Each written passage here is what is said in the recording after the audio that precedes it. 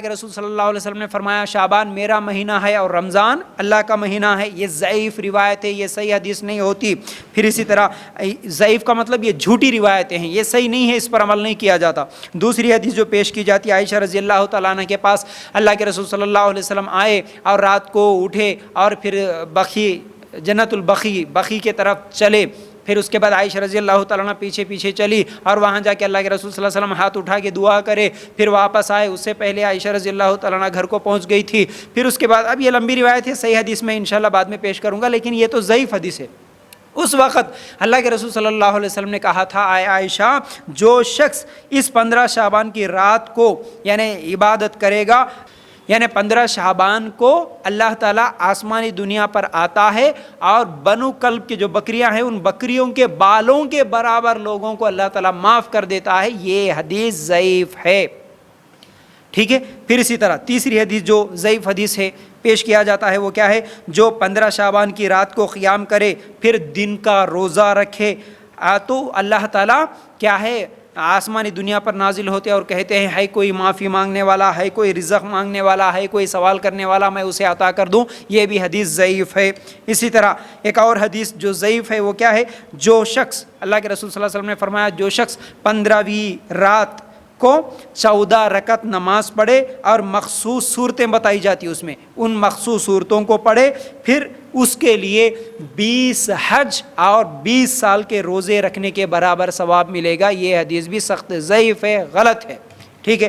اسی طرح ایک اور حدیث پیش کی جاتی وہ کیا ہے, جو شخص 15ویں شعبان کو 100 رکعت نماز پڑھے اور سورہ فاتحہ کے بعد 10 مرتبہ سورہ اخلاص پڑھے تو اس کی ہر ضرورت پوری ہو جائے گی. یہ بھی سخت ضعیف اور غلط حدیث ہے.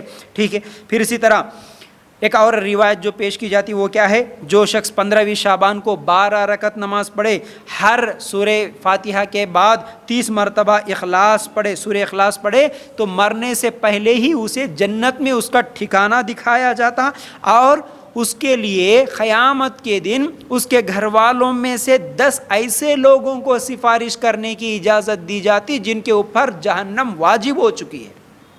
اب دیکھیے ایسی جھوٹی فضائل, ہاں مارکیٹ میں بہت ساری کتابیں بھرے پڑے ہوئے ہیں. اب ہم عام مسلمانوں کو معلوم نہیں, جاتے ہیں دین کے نام سے کوئی کتاب دکھی تو اسے خرید لیتے ہیں, خاص طور سے عورتیں, ارے کتاب ہے نا بھئی یہ چھوٹی کتاب, اس میں شب بارات کے فضائل بول کے بتائے گئے, شب معراج جاگنے کی راتوں کے فضائل کے نام سے ٹائٹل اچھے لا لیے, پڑھ لیے, اور اس میں کیا ہے ایسی فضائل لکھے گئے. ارے دیکھو بھائی 30 رکعت نماز پڑھ کے اس طریقے سے, 100 رکعت نماز پڑھ کے اس طرح سے دعا کرے تو ہر حاجت پوری ہوتی کہتے, اور کیا ہے مرنے سے پہلے اللہ جنت بھی دکھا دیتا کہتے. پھر 10 آدمیوں کو, خاندان کے ایسے 10 آدمی جن کے اوپر جہنم واجب ہو چکی ہے, ان کو جنت میں لے جانے کا موقع ملتا تو واہ. اب چلو اب پڑھنے کے لیے شروع ہو جاؤ. پوری عورتیں ایک جگہ جمع ہو گئی کسی کے گھر میں, مرد حضرات پورے مسجدوں میں جمع ہو گئے, مسجدوں کو سجایا گیا, لائٹنگ لگائی گئی, پوری رات نمازیں پڑھو, بیانات کرو, تقریریں کرو, چائے پیو, گھومو پھرو. یہ سب ہوتا ہے, اللہ کے لیے غور کرنا. یہ غلط باتیں ہیں.